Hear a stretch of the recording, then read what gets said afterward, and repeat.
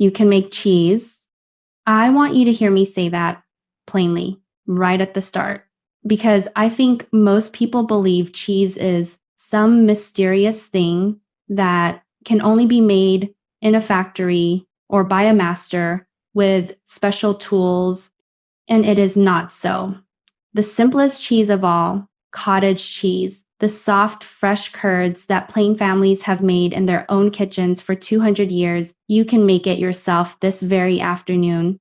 With milk you likely have in your icebox. One other thing you almost certainly have, a pot and a bit of cloth. No special equipment, no cheese press, no aging in a cave. Just milk turned into cheese in about an hour by your own two hands. It will cost you a few dollars at most, far less than the little tubs at the store, and it will taste fresher and better than anything you can buy. And once you see how simple it is, how almost magical, you will wonder why you ever thought cheese was beyond you. Today, I am going to show you, with the amounts exact, the old plain way to make cottage cheese. Let me tell you what cheese even is in its simplest form, because understanding it takes away all the mystery. Milk is mostly water with fat and protein and sugar floating in it. And cheese, at its heart, is nothing more than causing the solid parts of the milk, the protein and the fat, to come together and separate from the watery part. That coming together, we call it curdling, and the solids that gather are the curds, and the watery liquid left behind is the whey. That is all cheese is. Curds gathered from milk. And there are a few ways to make the milk curdle, to make those solids come together. And the simplest of all, the oldest of all, the way plain women have always done it in their own kitchens, is with a little acid and a little heat. That is the whole secret. Warm the milk, add something sour, and the milk curdles into cheese before your very eyes. It looks like magic the first time you see it, but it is only the plain science that has been feeding families since long before anyone knew the why of it. So here is what you need, and it is almost nothing. You need 1 gallon of milk. Now let me talk about the milk, because it matters. In the old days, it was fresh whole milk from the family cow. And if you can get good whole milk, whole is best, for whole milk gives you richer, more tender curds and more of them. You can use lower fat milk and it will work, but the curds will be drier and there will be less whole milk. 1 gallon is what I would have you use. But here is one important caution, and it is the one thing that will make you fail if you get it wrong. Do not use the ultra pasteurized milk. Read your carton. If it says ultra pasteurized or UHT, that milk has been heated so high that its proteins are changed and it will not curdle properly, and you will be left with a pot of sad milky mess. Regular pasteurized milk is fine, and fresh raw milk from a farm is wonderful if you can get it, but ultra pasteurized will not work. So check the carton and use plain whole milk that is not ultra pasteurized. And then you need your acid, the sour thing that will curdle the milk. And here you have a choice. The simplest is white vinegar, and you will need about 3/4 of a cup of it for a gallon of milk. Or you can use lemon juice, about the same amount, 3/4 of a cup, which gives a slightly milder, sweeter curd. Either one works beautifully. Many old plain recipes used vinegar, for it was always on hand, and some used lemon, and some, in the old way, simply let the milk sit out and sour on its own until it clabbered and curdled naturally. But that is a slower and trickier business, and I will teach you the sure and simple way with vinegar or lemon today. So 1 gallon of whole milk and 3/4 of a cup of vinegar or lemon juice. That is the whole of it, plus a little salt at the end. 2 things become cheese. Now, here is how you do it. You pour your gallon of milk into a large, heavy pot, the heaviest you have. For a heavy pot, heats gentle and even and keeps the milk from scorching on the bottom. And you heat it slowly over medium heat, stirring now and then so it does not scorch. And you bring it up to a good hot temperature, just below a simmer. If you have a thermometer, you want it to reach about 190 degrees, which is hot but not boiling, with little bubbles just beginning to form around the edges and steam rising, but not a rolling boil. If you have no thermometer, you watch for that, the steam and the little bubbles at the edge, and the milk hot and moving but not boiling over. Do not let it come to a hard boil. Just hot, just below the simmer. This takes a while over gentle heat, and you must stir and watch so it does not scorch or boil over. But it is not hard, only patient. When your milk is good and hot, just below the simmer, you take it off the heat. And now the magic. You pour in your vinegar or your lemon juice, the 3/4 cup, and you stir it gently, slowly, just a few turns of the spoon through the hot milk. And almost at once, before your eyes, the milk will begin to change. It will separate. The white solids, the curds, will draw together into soft clumps, and the liquid around them will turn from milky white to a pale, watery yellow-green. And that is the whey. You will see it happen, the curds pulling together, the clear whey separating out, and it is one of the most satisfying sights in all of cooking.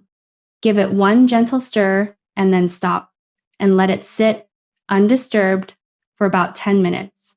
In those 10 minutes, the curdling finishes, the curds firm up and gather, and the separation complete. Do not stir it more. Let it rest and do its work. After those 10 minutes, you will have a pot of soft white curds floating in the pale whey, and now you must separate them. You take a colander and you line it with a clean cloth, a piece of cheesecloth if you have it, or a clean thin dish towel or a piece of muslin, and you set the colander over a large bowl or in the sink. And you pour the whole pot, curds and whey together gently through the cloth. The whey runs through and the curds stay behind, caught in the cloth. And there they are, your cheese, soft, white, warm curds, cheese you made from milk with your own hands in about half an hour. Let it drain a few minutes. Then, if you like, you can gather up the corners of the cloth and give it a gentle squeeze to press out more whey. And you can rinse the curds under cool water right there in the cloth, which stops the cooking and washes away the last of the sourness and firms up the curds. And I do recommend the rinse for a sweeter, cleaner cheese. Rinse it gentle under cool water and let it drain. Now, what you have at this point is drained curds, and this is the fresh cheese. If you press it firm and let it drain long, you have something more like a farmer cheese, firm enough to slice. And that is wonderful. And I will show you more of that another day. But for cottage cheese, the soft, creamy kind, you do one more thing. You put your drained curds in a bowl and you break them up gently with a fork to the size you like, small curds or large. And then you salt them to taste. Start with about half a teaspoon and add more as it suits you. And this is what makes it cottage cheese rather than just dry curds. You stir in a little cream or milk, about a quarter to a half cup, just enough to moisten the curds and make them creamy and soft the way cottage cheese should be. Cream makes it richer. Milk makes it lighter. Suit yourself. Stir that in gentle. And there it is. Cottage cheese. Real, fresh, homemade cottage cheese. Better than any tub from the store. Made by you. From a gallon of milk and a splash of vinegar in about an hour, start to finish. Let me tell you the many ways a plain family use this fresh cheese, because it is far more than something to eat with a spoon, though it is lovely that way too. In our home, cottage cheese was eaten for breakfast with a spoonful of apple butter stirred through it, sweet and creamy, or with fresh fruit in the summer, berries or sliced peaches folded in. It was eaten with a little salt and pepper as a simple side at dinner, but it went into cooking too in countless ways. My grandmother made a cottage cheese pie, almost like a cheesecake, sweetened and baked in a crust. She folded it into pancake batter for tender, rich pancakes. She made cheese dumplings. The curds worked into a dough and dropped into simmering broth or served with buttered crumbs. She used it in noodle dishes, baked with egg noodles and butter. And there is an old plain favorite, cup cheese, and other aged spreads that begin with these very curds and are then ripened, though those are a project for another day. The point is, this one simple fresh cheese was the foundation of a dozen dishes, a versatile, nourishing thing made new each week from the cow's milk, and it earned its place at the center of the plain dairy. When you make your own, you open the door to all these old good dishes that begin with a bowl of fresh curds. Now do not you dare pour that whey down the drain, for it is useful and a plain woman wastes nothing. That pale liquid whey is full of good things, and you can use it in place of water or milk in your bread baking, and it makes a lovely tender loaf. You can use it in soups in place of some of the broth. You can pour it over the food scraps for the chickens or the pigs who love it, or water your plants with it once it cools, for it feeds the soil. My grandmother never poured whey away in her life. There was always a use for it, always, and so should there be in your kitchen. The milk gives you cheese and whey both, and both are good and nothing is wasted, and that is the plain way. Now let me give you a few words on what can go wrong so you succeed the first time. If your milk does not curdle when you add the acid, if it stays milky and will not separate into curds and whey, there are only two likely reasons. The first and most common is that ultra pasteurized milk I warned you about. So check your carton, for that milk simply will not curdle no matter what you do. The second is that your milk was not hot enough. So if it will not curdle, put it back on the heat, bring it hotter, and add a little more vinegar or lemon, and it should come. If your curds come out tough or rubbery, you likely let the milk boil too hard. So next time, keep it gentler, just below the simmer. And if you get only small curds when you wanted large, be gentler with your stirring and your handling, for rough handling breaks the curds small. But truly, this is a very forgiving thing, and even a batch that does not go perfectly will still give you good cheese. So do not fret. Warm milk, good acid, a gentle hand, and you will have cheese.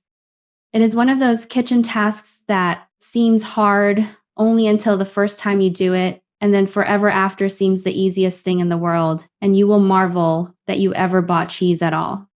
Let me tell you what fresh cheese meant in a plain home. When you keep a cow, you have milk, more milk than a family can drink, especially in the flush of spring and summer when the cow is giving her most, and milk does not keep. So the whole art of the dairy, of the plain kitchen, was turning that flood of fresh milk into things that would keep and feed the family. Butter and cheese and the rest. Nothing of that precious milk was wasted. The cream was skimmed for butter, and the milk was turned to cheese, and the whey from the cheese fed the animals or enriched the bread. And around it went. Every drop used, every drop feeding somebody. Cottage cheese was an everyday food eaten with fruit, with apple butter, with a little salt and pepper, folded into pancakes and dumplings, baked into pies and cakes, a fresh, soft protein made new each week from the cow's good gift. It was thrift and nourishment and the plain genius of using everything. And it sat on the table in one form or another nearly every day. I remember the dairy work of my childhood so clearly. The cool of the spring house or the cellar where the milk was kept, the wide, shallow pans of milk set out for the cream to rise, the smell of it, clean and sweet and a little earthy. I remember my mother skimming the thick cream off the top with a practiced hand and the milk going into the cheese pot and the whole rhythm of it, the milking morning and evening, the cream to butter, the milk to cheese, the whey to the animals, a whole economy running out of one patient cow. There was always something happening with the milk, always a pot or a pan or a crock at some stage of becoming something else. It was constant work, the dairy never truly done, for the cow gave her milk twice a day, every day, and it all had to be dealt with fresh. But it was good work, satisfying work, the turning of that daily flood of milk into all the good things that fed us. And there was a deep security in it, in knowing that as long as the cow gave milk, the family would have butter and cheese and cream, no matter what. That is a kind of wealth the modern world has forgotten. The wealth of a full spring house and a good milk cow, and the skill in your own two hands to turn one into the other. So this week, I want you to make cheese. I know it sounds like a grand thing, like something beyond an ordinary kitchen, and I am telling you, it is not. Get a gallon of good whole milk, not the ultra pasteurized, and 3/4 of a cup of vinegar or lemon juice, and heat and curdle and drain and salt and cream. And in an hour, you will hold in your hands cheese that you made yourself. And I promise you, the wonder of it will not wear off. There's something deeply satisfying, deeply old and good in making your own cheese, in taking the plain gift of milk and turning it with your own hands into something new and nourishing to set before your family.